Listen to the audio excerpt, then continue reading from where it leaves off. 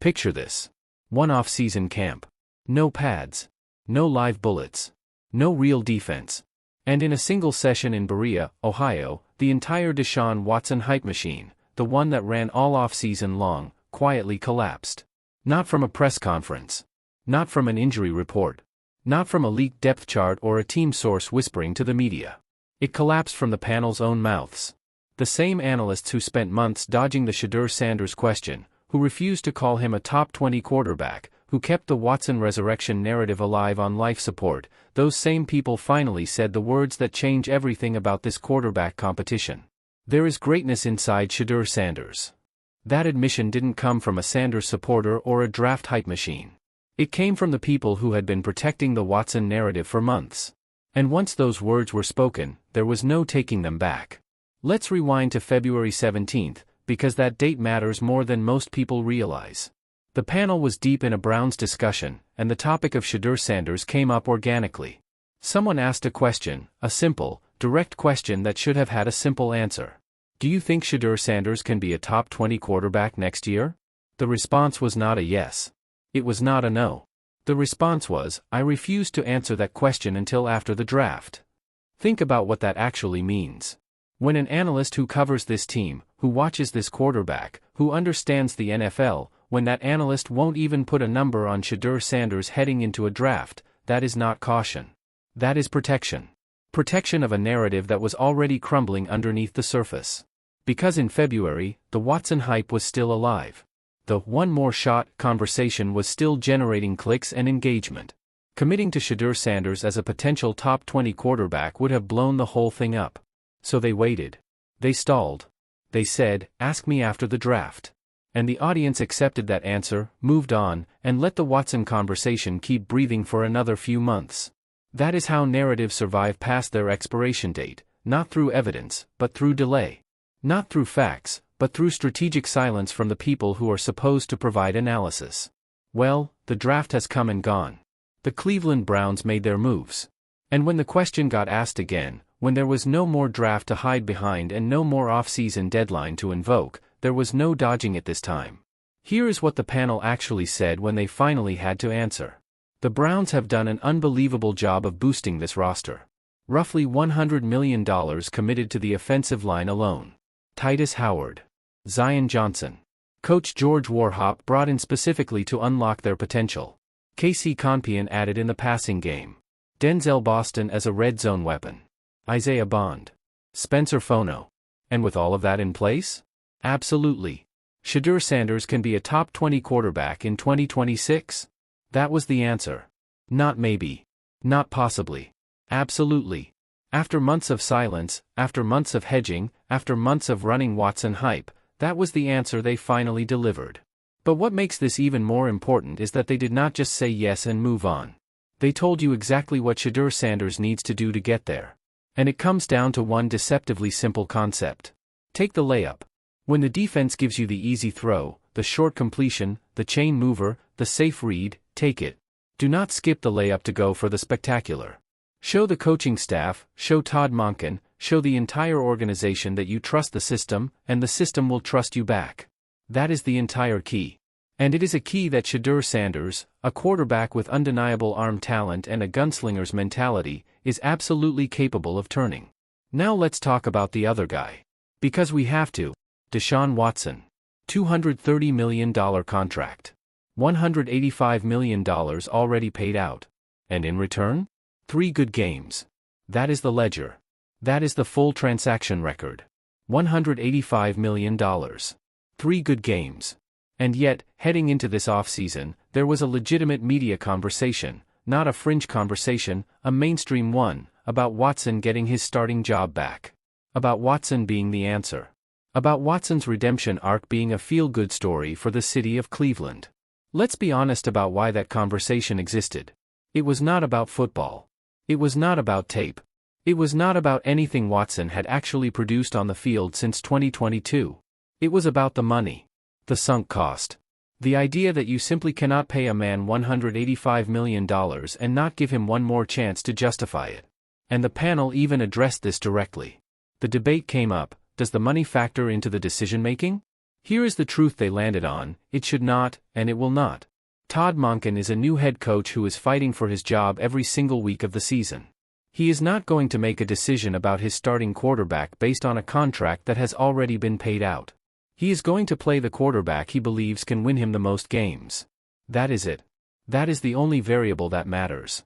Because here is what the ownership already communicated: this team was better than a 5-win team. That is the bar that has been set. That is the expectation. And if Monken does not clear it, he is not guaranteed to be back either. So let's put the money argument to rest permanently. $185 million is already cleared. It's gone. It is a sunk cost in the truest sense of the phrase. The only currency that matters from this point forward is wins and losses. And on that ledger?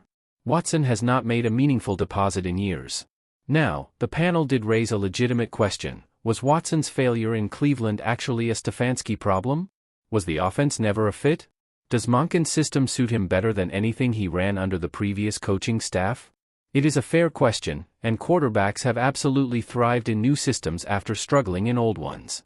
That happens in the NFL. It is not a crazy thing to consider. But here is the counter that matters most. Baker Mayfield ran that same Stefanski offense and had success. Joe Flacco came into that same system and moved the ball. The idea that the scheme broke Deshaun Watson, a generational talent at his peak in Houston, simply does not hold up to scrutiny when you look at the tape from his time in Cleveland. The tape told a story of a quarterback who stopped pushing the ball downfield, who lost his confidence behind center, and who never recaptured anything remotely close to his Houston form. 3 good games. $185 million. One more shot. And on the other side of this competition stands a quarterback who beat Aaron Rodgers. Who beat Joe Burrow. Who did it with wide receivers who could not get separation and an offensive line that could not provide consistent protection. Who looked at the worst supporting cast in football and still brought something meaningful to that huddle. Watson now has to go replicate that, starting in an off-season camp, with no pads, against a defense that the panel themselves described as potentially a top 5 unit. No live reps, no crowd. Just a camera, a competition, and a locker room full of players who already felt something different when a different quarterback was calling the plays. Here is the part of this story that has not received the attention it deserves. Because the panel did not just answer the top 20 question. They gave a full, honest, and nuanced picture of who Shedeur Sanders actually is as a quarterback. And it is far more compelling than any highlight reel or draft profile. Let's start with the swing for greatness tendency. The critique is real, and the panel acknowledged it directly. Shedeur Sanders sometimes skips the layup to go for the spectacular throw. He trusts his receivers to make contested catches, to win jump balls, to come down with the go route when the underneath option was the correct read. And when the receiver does not deliver, when the talent around him is not matching the trust he is placing in them, it registers as a bad decision by the quarterback. The criticism lands, and statistically it showed up on the tape. But think carefully about what the panel said next. He fell victim to trusting his teammates too much. Let that sit for a moment. That is not an indictment of Shedeur Sanders' football IQ. That is an indictment of the weapons he was given to work with. Jerry Jeudy could not turn his situation around. The receiving core was not good enough to reward the trust that Shedeur was placing in them. And now? Now you have Denzel Boston, KC Conpion, Isaiah Bond, and Spencer Fono. Now you have a $100 million offensive line. Now you have the personnel to actually match the trust the quarterback is going to place in them. The environment has been rebuilt to match the quarterback, not the other way around. That is a critical distinction. And then came the most powerful admission of the entire conversation. A moment that deserves to be replayed every single time someone tries to downplay what Shedeur Sanders did last year with that Browns offense. At points in time during that season, that offense thought, hey, we can win this game. And Shedeur Sanders brought that type of confidence and swagger to that huddle. That is what $185 million worth of Deshaun Watson could not give that locker room in 3 seasons. And Shedeur Sanders delivered it as a rookie, under fire, with nothing around him to justify that level of belief. Confidence and swagger in a huddle are not soft skills. They are not intangibles that get exaggerated in sports media. They are the measurable difference between a team that competes until the final whistle and a team that folds when adversity arrives. They are the reason Aaron Rodgers commands a room the way he does. They are the reason Patrick Mahomes has won multiple Super Bowls. The players around the quarterback have to believe in the guy under center. And last year, Despite the record, despite the losses, despite the depleted roster, that offense believed when Shedeur Sanders was calling the plays. That is not a small thing. That is everything. Watson now has to go replicate that energy in an offseason camp, against a defense that could rank among the top 5 in the NFL, with a roster full of players who already experienced something different when a different quarterback was leading the offense. And the panel's own conclusion on this was direct and unambiguous. If Deshaun Watson is named the starter, it tells you all you need to know about what Todd Monken thinks of Shedeur Sanders. You'd have to be desperate to start Deshaun Watson. He hasn't been good in 6 years. 6 years. Not one bad season. Not one scheme mismatch. 6 years of declining production from a quarterback who was once considered among the elite in this league. And that is the guy the Watson camp wants you to believe is coming back to take Shedeur Sanders' job? Let's talk about what actually happens when OTAs begin, because the panel broke it down in a way that every Browns fan needs to understand before they start misreading early practice reports. First, the defense always dominates early in the off-season program. This is fundamental football. When you are installing a new offense with a new playbook, the timing is not there yet. Routes are not crisp. The chemistry between the quarterback and his receivers is being built rep by rep. Meanwhile, the defense, which operates reactively by nature, hits the ground running because they do not need the same installation period to get up to speed. So when early reports surface about the defense looking dominant, the correct response is to pump the brakes. That is normal. That is how every offseason works in the NFL. Judge the offense after a week of quality reps, not after day 2 of installation. Second, the quarterback competition will sort itself out organically, and you do not need the coaching staff to make a formal announcement for it to happen. The team will tell you where things stand through their behavior on the practice field. Players gravitate toward the quarterback they believe in. The guy who makes the right read, delivers the ball on time, protects the football, and demonstrates that he trusts the system, that is the quarterback who wins the locker room. And once you win the locker room, the depth chart follows. It always does. Third, Shedeur Sanders needs to demonstrate one specific thing above everything else during these OTAs. Take the layup. 3rd and 5? Give me 4 yards and live to play another down. Trust the offensive line. Trust the scheme. Trust that Monken's system will create explosive opportunities downfield, and when those moments arrive, take them. But do not force the explosive play when the game is offering the easy one. That is the evolution the panel wants to see. That is the growth that takes Shedeur Sanders from a quarterback with flashes of greatness to a quarterback who sustains it across 4 quarters, week after week, through a 17-game NFL season. He has already shown he can handle the hard part. He has shown confidence, arm talent, and the ability to believe in himself when everything around him was broken. Now he has to show everyone that he can handle the easy part too. Here is what the full picture tells us after everything the panel confirmed. The Browns spent approximately $100 million on the offensive line. They added weapons in KC Conpion, Denzel Boston, Isaiah Bond, and Spencer Fono. They hired George Warhop specifically to maximize an offensive line that includes genuine NFL talent in Titus Howard and Zion Johnson.